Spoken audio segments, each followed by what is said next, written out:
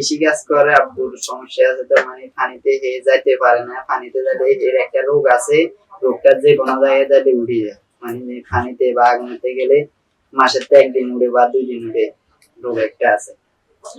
কি রোগ এটা? এটা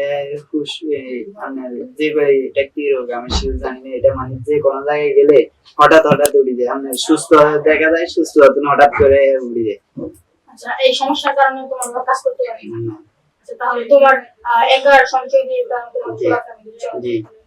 আচ্ছা, আর তোমার কেমন লাগে যে আমার আমার টাকা দিয়ে পুরো ফ্যামিলি চলে? আর তোমার ঈদ কেমন হয়েছে? আমি সময় বড় হবো, ফ্যামিলি আরো ভালো অবস্থানে যাবে, আমি আরো ভালো অবস্থানে যাবো। তোমার ব্যাংকে যে কারণ ফ্যামিলিতে যা পারি মাস শেষে দিই, আর সবাই বছর ছুটে আচ্ছা, তুমি বড় হয়ে কি হবার ইচ্ছা আছে? টেস্টিং কারখানা জি। তুমি অন্য কিছু কেন দেবে? টেস্টিং কারখানা শিখছি তো বেস্টিং কাজ, আমি অন্য কাজ কি করান যায় বলে শিখছি তো টেস্টিং কাজ। না, তুমি তো ভালো কিছু করতে পারো, কারণ প্রথম তুমি কাজ শিখছো, তো এরকম তুমি অন্য কিছু করতে পারো।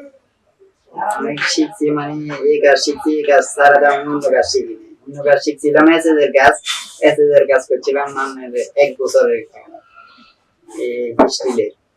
এটা সারি দিয়ে একবার টেস্টিং কারখানায় আছি, টেস্টিং কাজ করতেছি বর্তমানে। মানে তুমি 4 বছর টেস্টিং কারখানায় কাজ করছো, আর 1 বছর এসএসের কাজ করছো, মানে 5 বছর মতো কাজ।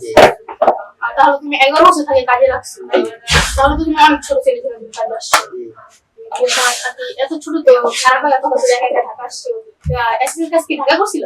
না, ফেনীতে করছিলাম। ফেনীতে, তার মানে তুমি দুই জায়গায় কাজ করছো, ফেনী এবং ঢাকা, না? জি। আচ্ছা, তোমার অনুভূতি কি কাজ করতে দায়িত্ব নিচ্ছ? তোমার বয়সী ছেলেরা স্কুলে পড়তেছে, শিক্ষা গ্রহণ করতেছে, তোমার কেমন